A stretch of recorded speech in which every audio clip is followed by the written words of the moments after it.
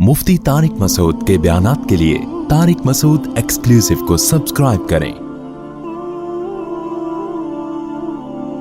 Tariq Masood exclusive.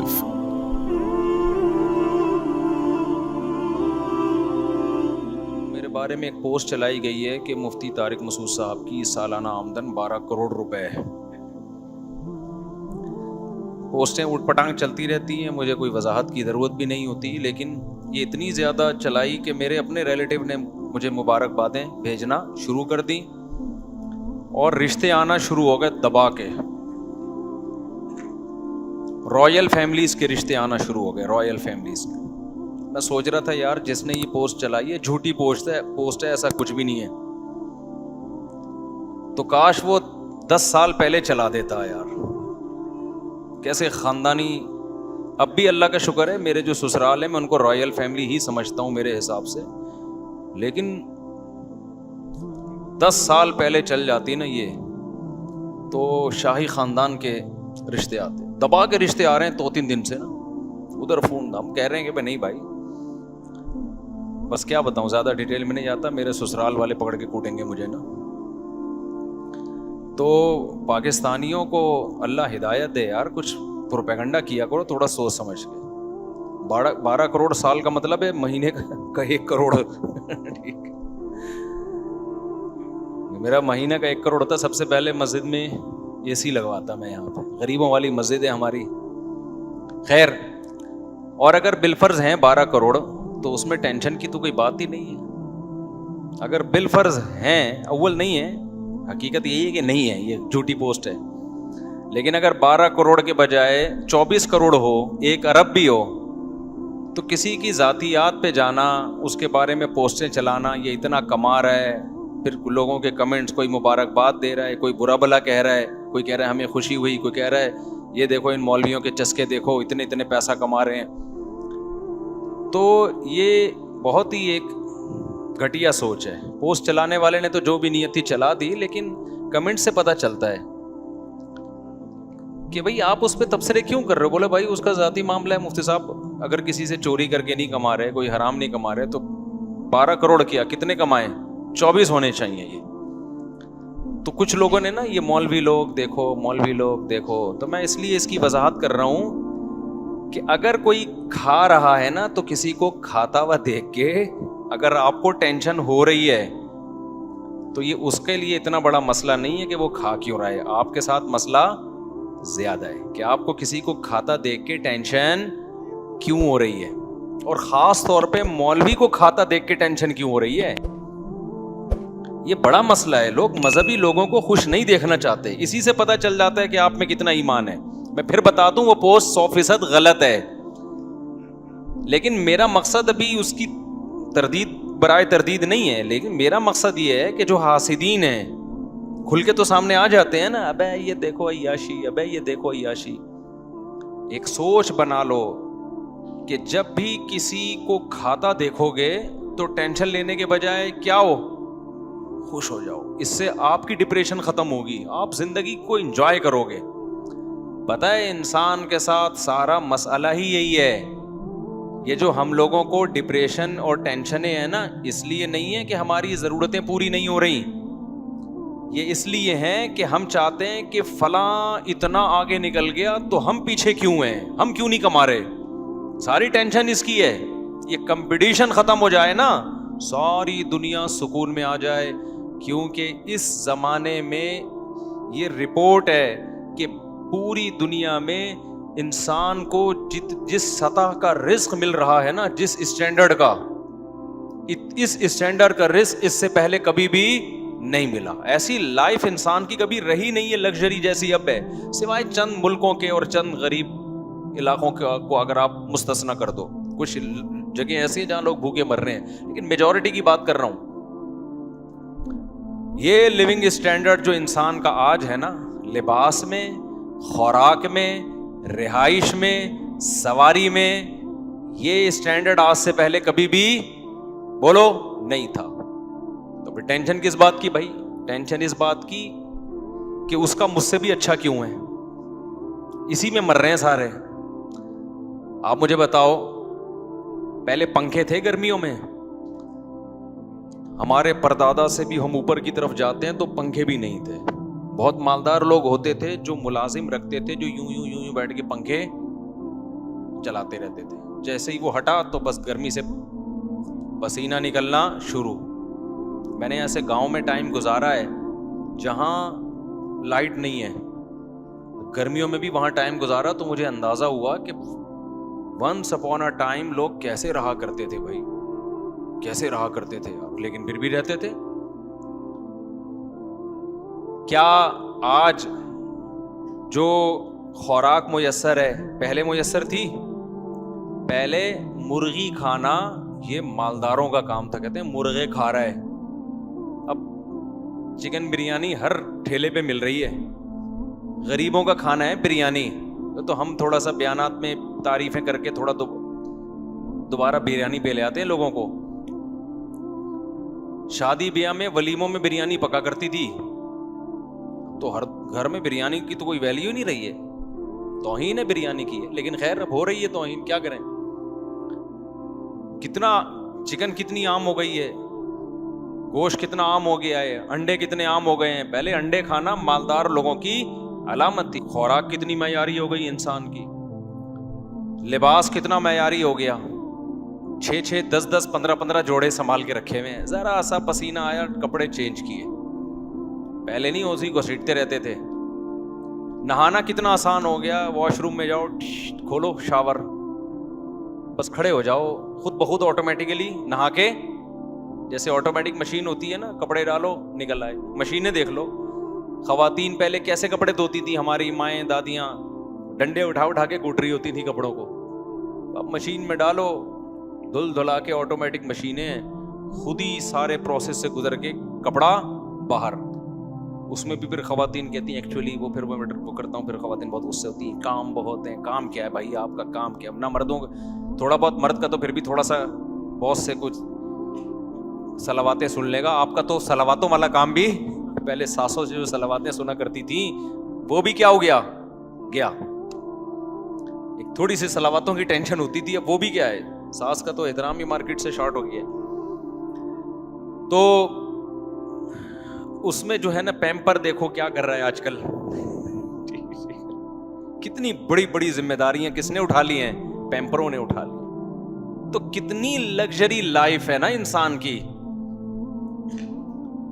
لیکن depression کم ہو رہی ہے بڑھ رہی ہے, کیوں؟ کمپٹیشن. ابے اس کی مجھ سے بھی زیادہ. کسی غریب کے گھر پرانے زمانے میں پنکھا لگا دیتے نا, خوشی سے بے ہوش ہو جاتا کہ یار بٹن دباؤ خود ہی ہوا آ رہی ہے. اب اس پہ ڈپریشن ہو رہی ہے کہ میرے گھر میں اے سی کیوں نہیں ہے, ساری دنیا نے ایئر کنڈیشن لگا لیا, میرے گھر میں کیوں نہیں ہے.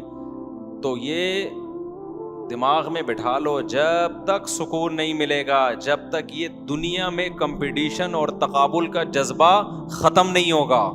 اور یہ ختم ہوتا ہے دنیا کو مسافر خانہ سمجھنے سے. سمجھتے ہو دنیا کو کیا سمجھنے سے؟ مسافر. علماء کے پاس اگر پیسہ آتا بھی ہے تو لوگ ان کے نا پیسے کو دیکھتے ہیں, یوں کر رہے ہیں یوں کر رہے ہو. بھائی جب نہیں تھا تو کوئی ٹینشن نہیں تھی, کیونکہ کمپٹیشن نہیں ہے, کوئی ان کے دماغ میں تقابل نہیں ہے کہ ہم نے پیسے میں اس سے آگے بڑھنا ہے, اس سے سکون ہے.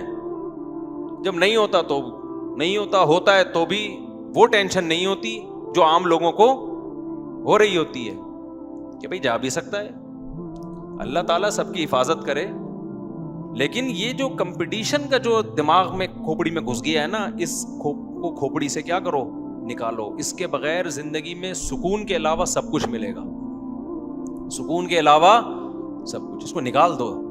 بات چل پڑی ہے تو میں کمپلیٹلی اسی پر بات کروں ذرا.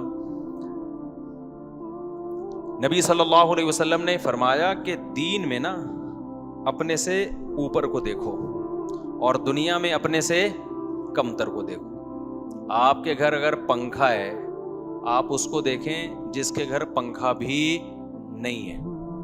ایک تو بڑا مسئلہ یہ ہے کہ انسان کے پاس تھوڑا سا پیسہ آتا ہے نا تو اپنے سے زیادہ مالداروں میں جا کے رہنا شروع کر دیتا ہے. وہ تھوڑا سا پیسہ آیا تو لیونگ اسٹینڈرڈ اپنی اوقات سے زیادہ اونچا, اس کے بعد پھر وہاں جا کے پھر وہی ٹینشن, ابے یار اس کے پاس تو روزانہ گاڑی بدلتا ہے, میں تو 10 سال سے ایک ہی گاڑی لے کے گھوم رہا ہوں. اچھا, مالداروں کے ساتھ ایک بڑا ایشو پتہ ہے کیا ہے؟ کیونکہ انسان کی نیچر ہے کہ وہ عزت تلاش کرتا ہے. اب مالدار کے پاس جب پیسہ آتا ہے نا تو اس کو عزت مال میں نظر آتی ہے, کیونکہ جب دوست احباب آپس میں بات کرتے ہیں, ابے تو کیا خرید رہا ہے, ابے میں نے یہ اتنے کی گھڑی خریدی, میں نے یہ اتنے کا موبائل خریدا, میں نے اتنے کا پلاٹ خریدا, میں یہ تو عزت کا معیار کیا بن جاتا ہے؟ دولت. اب آپ کی عزت ہی دولت کی وجہ سے ہو رہی ہے تو آپ دولت پہ کمپرومائز نہیں کرو گے. پھر یار پیسہ نہ جائے بھائی, میری عزت کی کیا ہو جائے گی, ایسی کی تیسی. یہ چیز ہے جو دولت مند کو ڈپریشن میں لے کے جاتی ہے. اس کی تو عزت ہی کس بیس پہ ہو رہی ہے؟ دیکھو اس کی مثال دیتا ہوں, اس سے بات سمجھاتا ہوں, پھر اس کا علاج بھی بتاؤں گا. میں نے بہت زیادہ دولت مندوں میں یہ ڈپریشن دیکھی ہے. بعض دولت مند تو ایسے دیکھے اوپر سے مجھے کھسکے ہوئے لگے, وہ کہ کھسک گئے ابھی, صحیح نہیں رہے, وہ اتنا پیسہ آ گیا, اوپر کی سیٹنگ کیا ہو گئی. مجھے 2-3 دفعہ خیال ہوا کہ اسکرو پانا لے کے تھوڑی سیٹنگ کیا کرنی پڑے گی, ٹائٹ کرنی پڑے گی, کیونکہ مجھے ڈر ہوا کہ یہ تھوڑا عرصے میں بالکل ہی آؤٹ, کیونکہ ایک دفعہ دماغ گھومتا ہے نا تو اگر فوراً سیٹنگ پہ نہ آئے. بے بھائی مجھے ایک بات بتاؤ, گاڑی میں تھوڑا سا کام نکل آئے, فوراً ٹھیک کرا لو گے تو چلتی رہے گی 100 سال بھی, نہیں ٹھیک کراؤ گے تو تھوڑا اور ایک وقت آئے گا کہ میکینک بولے گا بھائی اس کو کباڑ والے کو بیچ دے, اب یہ ریپیئرنگ کے قابل نہیں. تو بعض لوگ کی کھوپڑی آؤٹ ہوئی, اتنے آؤٹ ہو گئے ہیں کہ اب کھول کے دوبارہ ان کو جوڑنا پڑے گا, وہ ریپیئرنگ کے قابل. ایسے لوگ میرے پاس آتے ہیں, میں بتاتا ہوں کہ بھائی اب یہ ریپیئر نہیں ہو سکتا بندہ, یہ کھول کے دوبارہ کیا ہوگا, دوبارہ جوڑے گا. اب ہم تو جوڑ نہیں سکتے, اب فرشتے ہی جوڑیں گے اس کو, یعنی اس کو دوبارہ سے پیدا ہونا پڑے گا. ایسے بھی ہو جاتا ہے, کسی وجہ سے ہو نا, دماغ میں چوٹ لگنے سے ہو گیا, سمجھ میں بھی آتا ہے یار. آپ سمجھ رہے میں مذاق کر رہا ہوں. دیکھو دماغ میں چوٹ لگی, پاگل ہو گیا, بات سمجھ میں آتی ہے. کوئی بہت بڑا غم آیا اس کی زندگی میں, اللہ نہ کرے, خاندان لٹ گیا, پاگل ہو گیا, سمجھ میں آتا ہے نا. بیٹھے بیٹھے پاگل ہو گیا یار, پیسہ آ رہا ہے تو پاگل ہو گیا, خواہشات ساری پوری ہو رہی ہیں, پاگل ہو گیا. ذرا سی بات پہ کیا ہو رہا ہے, یعنی خوشیوں کی وجہ سے بھی پاگل ہو رہا ہے, یا معمولی سی ٹینشن سے پاگل ہو رہا ہے. تو یہ بہت بڑا ایشو ہے کہ نہیں ہے؟ تو پھر وہ جب میں دیکھتا ہوں نا اس طرح کے لوگوں کو جو بات چیت ہو, تو مجھے اندازہ ہوتا ہے کہ میں لوگوں سے کہتا ہوں کہ یار اپنے دوستوں سے کہ بھائی یہ بندہ اب ریپیئرنگ کے سے ٹھیک ہونے والا نہیں, اللہ ہی ٹھیک کر دے تو الگ بات. اب یہ کمپنی میں جائے گا, پورا کھلے گا, دوبارہ سے کیا ہوگا, جڑے گا, اس کے بعد یہ سیٹ ہو سکتا ہے. دین اللہ کی بہت بڑی نعمت ہے, سمجھتے ہو؟ تو وہ مسئلہ کیا ہوتا ہے ایسے لوگوں کے ساتھ کہ جو چیز عزت کا ذریعہ تھی اس کے جب چھننے کا خطرہ ہوتا ہے نا تو انسان کس میں جاتا ہے, ٹینشن. اب آپ مجھے بتاؤ, آپ کے پاس ایسے کیسز آئے ہیں نا کہ ایک کھلاڑی تھا, ترقی کرتے کرتے کہاں تک پہنچا, سلیکشن نہیں ہوئی. ایسے کرکٹ کے کھلاڑی ہیں, فٹ بال کے کھلاڑی ہیں, ہمارے جاننے والوں میں بھی بڑی محنت کرتے کرتے کرتے کرتے ایک مقام پر گئے, قومی ٹیم میں سلیکشن نہیں ہوئی, ڈپریشن سے پاگل ہو گئے. کیوں؟ ان کو لگا کہ یار جو چیز ہماری عزت کا ذریعہ تھی اب وہی نہیں رہا ہمارے پاس, تو اب ہمارے پاس تو کوئی اور ذریعہ ہے ہی نہیں. یہ جو ہمیں کھلاڑی کامیاب نظر آتے ہیں نا, یہ لاکھوں میں 11 ہوتے ہیں ٹوٹل. میرا خیال ہے 13 کھلاڑی ہوتے ہیں نا, 2 اسپیئر میں بھی کچھ اٹھنا شٹنا دائیں بائیں ہو گیا, کوئی فارورڈ 15-16 ہوتے ہیں نا. تو یہ جو ہمیں نظر آ رہے ہوتے ہیں نا 15-16 کے کامیاب ترین لوگ, یہ 15-16 ہزار ناکاموں میں سے 15-16 کامیاب نکلے ہوئے ہوتے ہیں. اس لیے میں بار بار کہتا ہوں کھیل کود کو کبھی بھی اپنا اوڑھنا بچھونا مت بناؤ, کیونکہ ہم نے زندگیاں برباد ہوتے ہوئے دیکھی ہیں. لڑکا جو ہے نا کرکٹ میں لگا رہا, پریکٹس کرتا رہا, پڑھائی میں نہیں ہے, وہ میں بڑا کھلاڑی بنوں گا, فٹ بال میں لگا رہا, دن رات ایک کر دیا, سلیکشن نہیں ہوا قومی ٹیم میں. اب زندگی کھپا دی فٹ بال میں اور کرکٹ میں, نہ ڈاکٹر بن سکے, نہ انجینئر بن سکے, نہ تاجر بن سکے, اب رکشا چلا رہے ہیں. نہیں آ رہی بات سمجھ میں؟ آ رہی ہے سمجھ؟ اب کیا چلا رہے ہیں, رکشا چلانا کوئی بری بات نہیں ہے, لیکن وہ ڈپریشن میں جاتے ہیں رکشے سے کہ ہم نے سوچا ہوا کیا تھا, کہاں گئے. رکشے پہ آ گئے. تو یہ چیز اب دولت مند جو ہے نا اس کی عزت کس بیس پہ ہو رہی ہے؟ بولو. دولت، پیسہ. جہاں بیٹھے گا بھائی پیسہ بہت ہے میرے پاس، پیسہ اپنا دکھائے گا بھی. بعض دفعہ پیسہ کسی کاروباری ضرورت سے بھی دکھانا پڑتا ہے، وہ ایک الگ بات ہے. ہمارے ایک دوست ہیں، بڑا اللہ نے پیسہ دیا، انہوں نے اپنے پاس آئی فون رکھا ہوا ہے بغیر کور کے، سب سے لیٹسٹ. میں نے کہا بھائی بغیر کور کے آئی فون کیوں ہے؟ کہہ رہے ہیں بھرم ہے، گر گیا تو ٹوٹنے کا ہمیں غم نہیں. میں نے کہا یار یہ کون سے بھرم ہے؟ کہہ رہے ہیں بھائی ہمارے پاس جب کوئی پارٹی آتی ہے نا ڈیلنگ کے لیے تو سیاست میں اس کو اپنی دولت دکھانی پڑتی ہے، ورنہ بڑے بڑے سودوں کی ڈیلنگ ہوتی ہے. یہ بھرم ایک الگ رخ ہے. جیسے میں نے کہا نا کہ بد اخلاقی بری چیز ہے، بھرم میں آدمی بڑی بڑی دھمکیاں دیتا ہے. میں نے ایک پورا جمعے کا بیان اس پہ کیا تھا کہ غصے میں یہ کہنا کہ بیگم میری کھوپڑی گھوم جاتی ہے غصے میں، تو یہ آپ کے پاگل ہونے کی علامت ہے. عقل مند آدمی کی غصے میں کھوپڑی نہیں گھومتی. غصے میں ہی تو آزمائش ہے کہ کھوپڑی اپنی جگہ پہ ہے کہ گھوم رہی ہے. کیا خیال ہے؟ ابے بھائی جو لڑکے عام طور پہ کہتے ہیں نا ابے تیرے بھائی کی کھوپڑی تجھے پتا ہے غصے میں تو گھوم جاتی ہے، ابے تیرا بھائی کو جب غصہ آتا ہے، تو اصل میں وہ بتا رہا ہوتا ہے کہ میں گدھا ہوں. وہ کیا بتا رہا ہوتا ہے کہ میں کیا ہوں؟ یہ کوئی کمال نہیں ہے کہ غصے میں تمہاری کھوپڑی گھوم جاتی ہے. اصل میں تو کھوپڑی کے صحیح استعمال کا ٹائم ہی کیا ہے؟ غصہ. کہ اس وقت کتنا کنٹرول ہوتے ہو تم. نارمل حالت میں تو ہر آدمی کی کھوپڑی سیٹ رہتی ہے. جو پاگل قسم کے لوگ ہوتے ہیں غصے میں کھوپڑیاں گھومتی ہیں، پھر اوٹ پٹانگ قتل کر دیتے ہیں، طلاقیں دے دیتے ہیں، سر پھوڑ دیتے ہیں، گالیاں دینا شروع کر دیتے ہیں. اصل کمال کیا ہے؟ غصے میں آپ کیا ہو؟ اپنے آپ کو کنٹرول میں رکھو. لہذا میں نے بتایا تھا کہ یہ ڈائلاگ کہ غصے میں میری کھوپڑی گھوم جاتی ہے، یہ ڈائلاگ آپ کے گدھے ہونے کی دلیل ہے. یہ کبھی نہ بولا کرو کہ غصے میں تیرے بھائی کی کھوپڑی گھوم جاتی ہے. تو اس کا مطلب آپ خود بتا رہے ہو کہ میں کیا ہوں؟ میں انسان نہیں، میں گدھا ہوں. جانور میں انسان میں یہی تو فرق ہوتا ہے. بیل کو دیکھا ہے؟ بھینسے کو جب غصہ آتا ہے اس کو کھوپڑی صحیح رہتی ہے، گھومتی ہے، گھوم جاتی. تو آپ بھی بیل ہیں، اس کے کٹے ہیں آپ بھی. لیکن میں نے یہ بھی بیان میں بتایا تھا کہ سیاستاً کبھی یہ کہنا پڑتا ہے بھرم کے لیے کہ غصے میں میری کھوپڑی، یہ روب کے لیے. مثال کے طور پر آپ کی شادی ہوئی، آپ بیگم کو روب میں لینا چاہ رہے ہو، آپ نے بیگم کو بتا دیا کہ بیگم ایک بات یہ میں تمہیں کان کھول کے سن لو کہ مجھے جتنا بھی غصہ ہے میں رہتا نارملی ہوں. تو جو خاندانی عورت ہوگی وہ کہے گی ماشاءاللہ اتنا اچھا ہے. جو غیر خاندانی ہوگی وہ کہے گی میرے کو بڑا بہترین قسم کا بیوقوف آدمی مل گیا. اس کے ساتھ جو بھی کر لو غصے میں ہمیشہ یہ کیا رہے گا؟ ٹھنڈا رہے گا. تو جو غیر خاندانی ہوگی وہ تو پھر وہ کچھ کرے گی آپ کے ساتھ. تو ایسے موقع پہ غیر خاندانی، ہر عورت ایسی نہیں ہوتی، تو غیر خاندانی کو آپ بھرم میں لینے کے لیے، روب ڈالنے کے لیے آپ کیا کہیں گے؟ بیگم یہ کام نہ کرنا، کیونکہ اگر تم نے یہ کام کیا اور مجھے آ گیا غصہ تو اللہ سے پہلے کہو اللہ اوپر سے کہہ رہا ہوں میں ایسا ہوں نہیں. کیونکہ اللہ کو بہت غصہ آئے گا اس جملے سے کہ میں نے تو تجھے یہ کہا ہے کہ غصے میں کنٹرول کر. والکاظمین الغیظ، اللہ کہتے ہیں نیک لوگ غصے میں اپنے آپ کو کیا کرتے ہیں؟ کنٹرول. ان کی کھوپڑیاں گھومتی نہیں ہیں. تو پہلے اللہ کو الگ سے بتا دو اے اللہ میں بیگم کو کنٹرول میں لینے کے لیے اوپر سے ایک جملہ کہوں گا، دل میں میرے نیت نہیں ہو.